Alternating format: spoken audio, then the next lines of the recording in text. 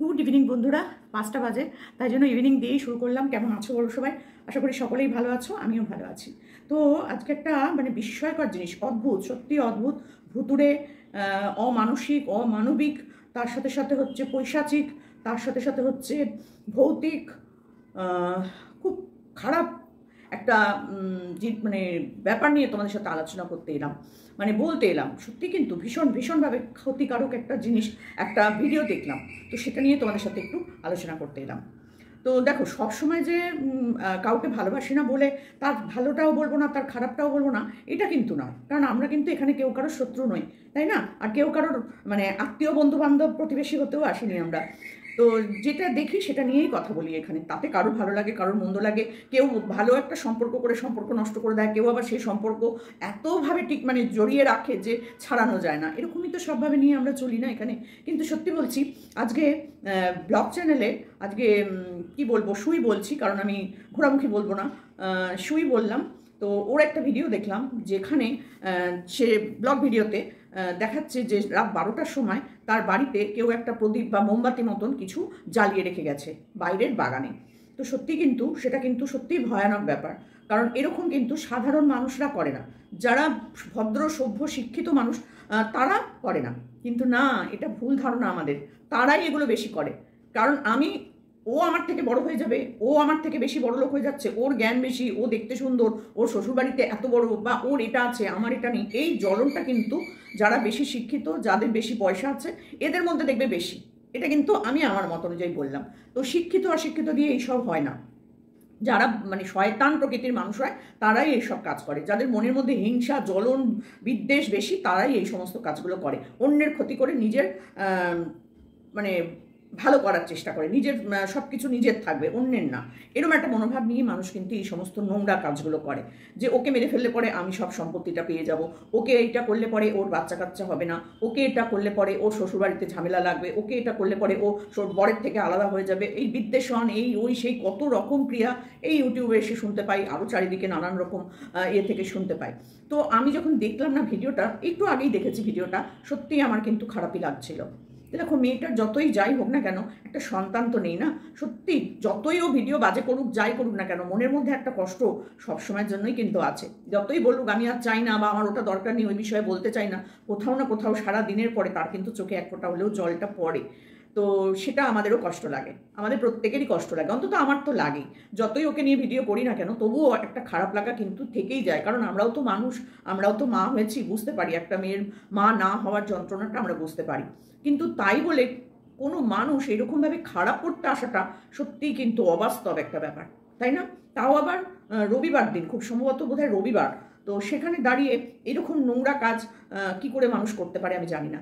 যদি সেটা সত্যি করে তার সন্তান না হওয়ার জন্যই করে থাকে, তাহলে বলবো যে সেই মানুষটার বাড়িতেও তো সন্তান আছে, তাই না?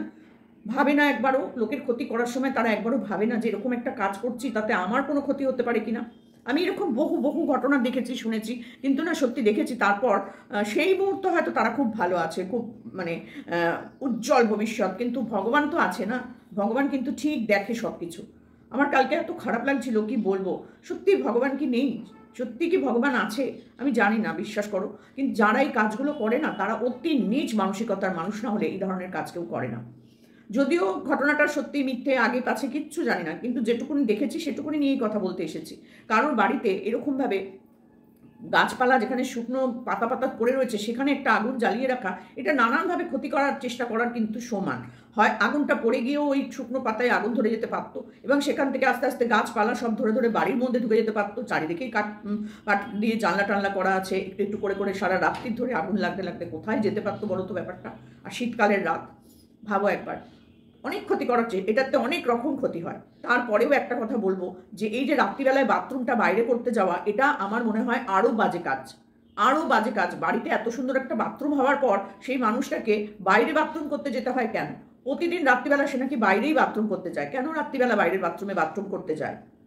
আমি তো বুঝলাম না, এইটার ব্যাখ্যাটাও আমি বুঝলাম না। কারণ যে বাড়িটা অত বড়, বাড়ির মধ্যে খোলা, অসুরক্ষিত বাড়ি, যে বাথরুমটা, সেটা একটা বাগানের মধ্যে বলতে গেলে, আর চারপাশটা কিন্তু খোলা, যেখান দিয়ে সেখান দিয়ে যে কোনো লোক ওখানে ঢুকে দাঁড়িয়ে থাকতে পারে, বসে থাকতে পারে, বাথরুমের পেছনে লুকিয়ে থাকতে পারে, নানান রকম ঘটনা ঘটতে পারে, সাপ খোপ কত কিছু থাকে, লাইট জ্বললেও থাকে। তো তারপরেও সেই মানুষটাকে বাড়ির বাইরে বাথরুমে কেন যেতে হবে, যেখানে ঘরের মধ্যে বাথরুম, যেখানে অন্য মানুষ আমার খারাপ করার চেষ্টা করছে। মানে বুঝতে পারছি এর আগেও অনেক কিছু হয়তো হয়েছে, কিন্তু এই ব্যাপারটা আমার কাছে খুব মানে খারাপই লাগে, যে কেন একটা শুনে খারাপই লাগলো যে মানুষটা বাইরে বাথরুম করতে যায়। অমাবস্যা, পূর্ণিমা, হাওয়া বাতাস, কত সময় কত কিছু চলে এক একটা সময়ের ওপর দিয়ে, সেইগুলো আমরা তো জানি না সব সময়, তাই না?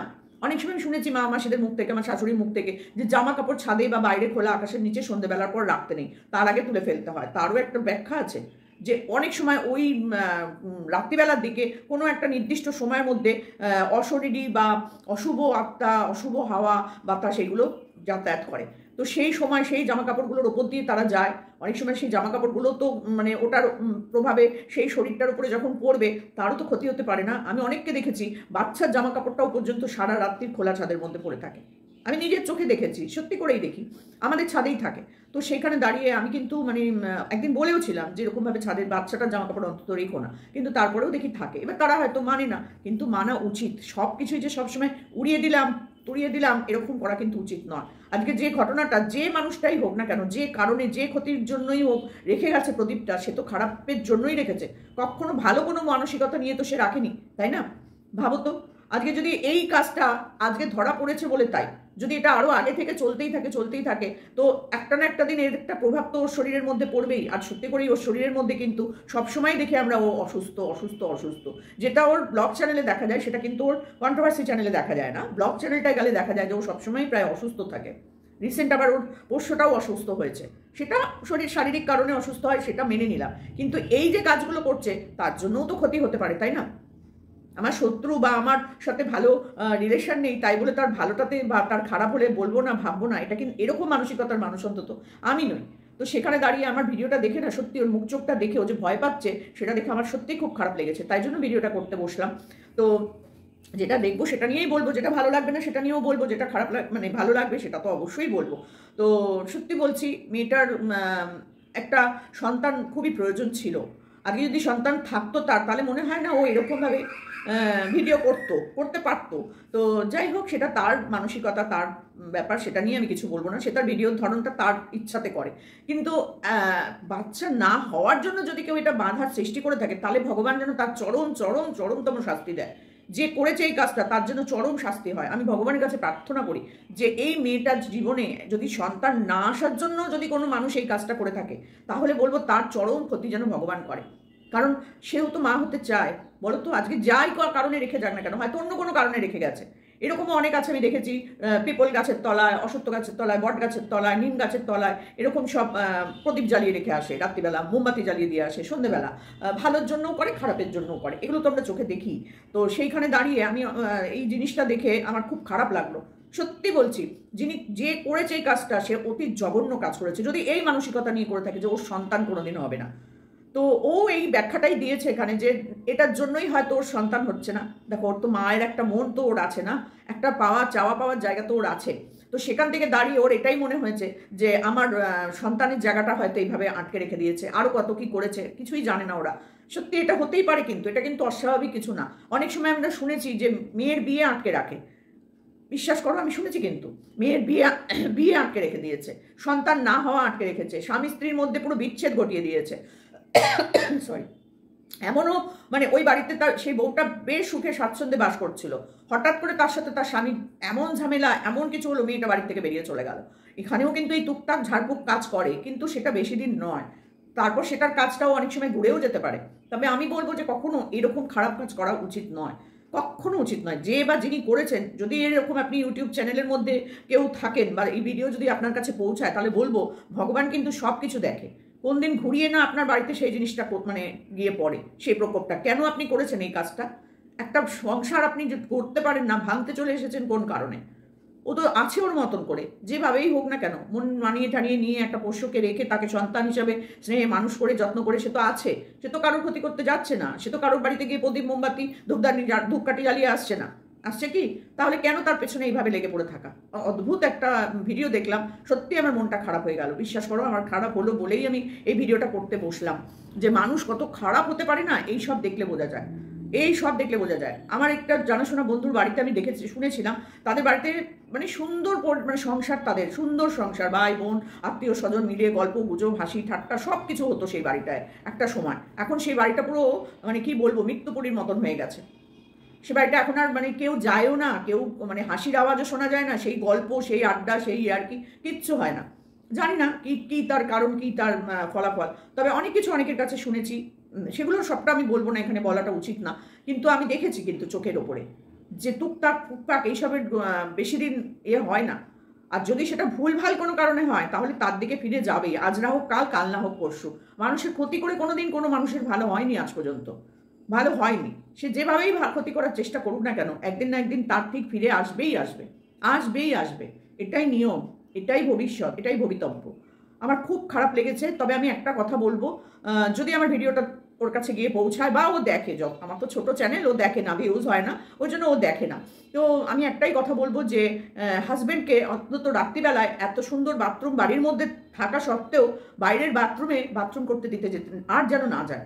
এতদিন গেছে না জেনে গেছে, হয়তো এমনও জিনিস ছড়িয়ে রেখে দিতে পারে, তার উপর পা দিয়েও চলে যাচ্ছে, হতেই পারে। কিন্তু আমি বহু বহু ঘটনার সাথে জড়িত এবং শুনেছি এবং দেখেছি নিজের চোখে। তো সেই জন্যই বলছি, শুধু তো তোমরা প্রদীপ জ্বালানো দেখেছো, এমনও হতে পারে যে কিছু জিনিস ওখানে ছড়িয়ে রেখে দিয়ে চলে গেছে। কত রকম জিনিস আছে পড়ে টোড়ে মন্ত্রপ্রত করে ফেলে রেখে দিয়ে চলে যায়। তো সেই উপর তার উপর পা দিলে পরে কিন্তু সেই এফেক্টটা সেই মানুষটার শরীরের মধ্যে চলে যায়। তো সেই জিনিসটাকে নিয়ে সে যখন ঘরে ঢুকবে তখন তার সাথে সাথে ওই নেগেটিভ এটাও কিন্তু তার ঘরে ঢুকবে। বুঝতে পারছো তো? ভালো যেমন আছে খারাপও তো তেমন আছে, তাই না? তো সেখানে দাঁড়িয়ে তোমাদের একটা এরকম বড় সমস্যা, যেখানে এমনও হতে পারে যে স্বামী মানে তোমার শ্বশুর শাশুড়ির সাথে তোমার বনিবনা হয় না, তার কারণ শুধু ইউটিউব নয়, অন্য কোনো কারণ, বা তোমাকে দেখতেই পাচ্ছে না তারা, হয়তো ভালো সম্পর্ক আছে মেনে নিলাম, কিন্তু তবুও একটা না একটা কোথাও মনের মধ্যে একটা চলছে। দুদিক থেকেই হয়, কোনো কোনো সময় আমরা সেটা ভিডিওর মাধ্যমে প্রকাশ পাই। তো সেইটাও হয়তো এই সবেরই টুকটাক টুকটাক হতেই পারে। তারপরে সন্তান না হওয়াটাতেই এখন সব থেকে বড় যে মাথার মধ্যে ঘুরছে, যে সত্যিই বোধহয় ওর সন্তানের জায়গাটা এরমভাবেই আটকে রেখেছে। খুব খারাপ লেগেছে, আমার ভীষণ খারাপ লেগেছে, তার জন্যই আমি এই ভিডিওটা করলাম। ঠাকুর করে যেন ওর কোনো ক্ষতি না হয়, আমি চাই না কোনো মানুষের কোনো ক্ষতি হোক। বিশেষ করে যাদের সাথে কথা বলেছি, যাদের সাথে খেয়েছি উঠেছি বসেছি, জড়িয়ে ধরেছি যেসব মানুষগুলোর, আমি কখনো চাই না সেসব মানুষগুলোর কোনো ক্ষতি হোক। সে আমার শত্রু মিত্র, আমার মৃত্যু কামনা করুক, যে যাই করুক না কেন আমার জন্য, আমি চাই ভগবান যেন প্রত্যেককে ভালো রাখে। আর এই যে কুকর্ম করেছে তার যেন মানে মানে কি বলবো, তার ক্ষতি চাইতে নেই, কিন্তু ভগবান যেন তার শিক্ষাটা তাকে ঠিক দেয়, এটুকুনি আমি ভগবানের কাছে প্রার্থনা করি, যেন ওর এই টুকটাক টুকটাকে ওর যেন কোনো ক্ষতি না হয়, অন্তত সন্তানের জায়গাটা যেন কখনো ক্ষতি না হয়। এখনো যদি ওর মানে কোনোভাবে কোনো রকমভাবে সন্তানের জায়গাটা ঠিক হয়, তাহলে ও যেন একটা সন্তান পায় কোলে। এটা আমি সত্যি বলছি, ভগবানের কাছে মন থেকে চাই, মন থেকে চাই। আর আজকে থেকে আরও বেশি করে চাইলাম যে ঠাকুর এই টুকটাক ফুকপাকের জন্য যদি ওকে আটকে রেখে থাকো, তাহলে কিন্তু তুমি এটা কাটিয়ে দাও, তাহলে তুমি এটা কাটিয়ে দাও, যেন ও যেন একটা মা হতে পারে, ওর স্বপ্নটাকে পূরণ করতে দাও। ও যে এত কথা শুনেছে সেগুলো যেন আর শুনতে না হয়। আমার সত্যি খুব খারাপ লেগেছে, বিশ্বাস করো। ওর বলছে প্রদীপ মানে ওর ডাক্তার দেখিয়ে এসেছে, ওর সব কিছু ঠিকঠাক আছে, তারপরেও কেন তার হচ্ছে না? হয়তো এটার জন্যই হচ্ছে না, হয়তো কোনো মানুষ এটাকে কন্টিনিউয়াসলি করে যাচ্ছে, যার জন্য তার শরীরে এফেক্ট করছে। সে তো জানে না কোথায় কি করে রেখে দিয়ে যাচ্ছে। আগুনটা চোখে পড়েছে তাই, বাথরুম যাওয়ার সময় দেখতে পেয়েছে তাই, হয়তো আরও রাত্রিরে করে যখন তারা ঘুমায়। এমনও অনেক জিনিস আছে ছড়িয়ে রেখে দিয়ে চলে যায়, সকালবেলা যখন উঠোনে যায়, কলতলায় যায়, বাইরে যায়, তখন সেটার উপর পাড়া দিয়ে চলে যাচ্ছে দুজনেই। হতেই পারে, হতেই পারে। তো ঠাকুর তুমি ওকে যেন এই প্রকোপ থেকে তুমি ওকে যেন বাঁচিয়ে দাও। আর বাকিগুলোর আমি কোনো কিছু বলতে পারবো না, কিন্তু এই যে নোংরা কাজটা ওর সাথে করেছে, ঠাকুর তুমি ওকে একটু দেখো প্লিজ, প্লিজ প্লিজ প্লিজ। যদি সন্তানের জন্য কেউ করে থাকো এই কাজটা, তাহলে ঠাকুর তুমি তার শাস্তি তুমি দিও, আমি এইটুকুনি চাই। ভগবান ওর কোলে একটা সন্তান দিক, এই দুষ্কর্মটা যে করেছে তাকে শাস্তি দিক, এটুকুনি আমার বলার ছিল। আমার খুব খারাপ লেগেছে, তো সেই জন্যই আজকে তোমাদের সাথে মানে কথাটা বলতে এলাম যে এই টুকটাক ফুকটাক কোনোদিন কিচ্ছু খারাপ করতে পারে না মানুষের। সাময়িক করছে ঠিক কথা, কিন্তু না ক্ষতি করতে পারে না, না মৃত্যুও মরণও করে দিতে পারে। বান মেরে এই মেরে ওই মেরে মেরেও ফেলতে পারে, অনেক রকম কাজ টোটকা মোটকা আছে, এই আছে সেই আছে করে, কিন্তু ঠাকুর যেন ওর আর কোনো ক্ষতি না করে। যা হচ্ছে হয়েছে, যা হচ্ছে হচ্ছে, কিন্তু নতুন করে যেন আর কোনো ক্ষতি না হয়, এটা আমি ঠাকুরের কাছে চাই। আমার জিনিসটা দেখে ভীষণ খারাপ লেগেছে। তো আমি বলবো যে অন্তত রাত্রিবেলা করে যেন বাথরুম এই কাজটা করতে যেন বাইরে না পাঠানো হয়, কারণ সেও তো একটা বাড়ির একটাই মাত্র সন্তান, তার উপরেও তো প্রভাব পড়তে পারে, তাই না? হয়তো এমন শত্রু আছে, সেই শত্রু এসে ওর উপরে আঘাত করতে পারে। এখন যা পরিস্থিতি চলছে তাতে তো কোনো মানুষকে বিশ্বাস করা যায় না। কে কোথা থেকে এসে কি করবে কিছু বলা যায়? ভাই বোনের সম্পর্ক তো দেখতেই পাচ্ছি চোখের ওপরে। নিজে ভুক্তভোগী, তারপরেও বলবো ভাই বোনের সম্পর্কটা যেন ওদের ঠিক হয়ে যায়। আমিও চাই যেন ভগবান সব সম্পর্কগুলো ঠিক করে দেয়। ঝগড়াঝাটি মারামারি করে, নোংরা নোংরা কথা বলে, মানে নোংরা নোংরা আকার ইঙ্গিত করে কাউকে ছোট করে কখনো বড় হওয়া যায় না, কখনো হয় না, সাময়িক, তাই না? তো সেই জন্য বলবো যে সাবধানে থেকো, সুস্থ থেকো, এটুকুনি চাই। আর রাত্রিবেলা করে ঘরের বাইরে যেন না বেরোনো হয়। এই সময়টা খুব খারাপ যাচ্ছে, এখন যখন চোখে পড়েছে তখন সাবধান হয়ে যেতে হবে। আরও ক্ষতি হয়তো হতে পারে, কিন্তু যখন চোখে পড়েছে তখন সাবধান। বেরোনোর আগে থুতু দিয়ে, গায়ে থুতু দিয়ে তারপরে বেরোনো উচিত। কখনো এরকম রাত্রিবেলায় বেরোনো দরকার নেই। বাথরুম যখন বাড়িতে সুন্দর করে আছে তখন কেন বাইরে বাথরুম করতে যাবে, যেখানে শত্রুর অভাব নেই? তো চলো, এটুকুনি বলার ছিল।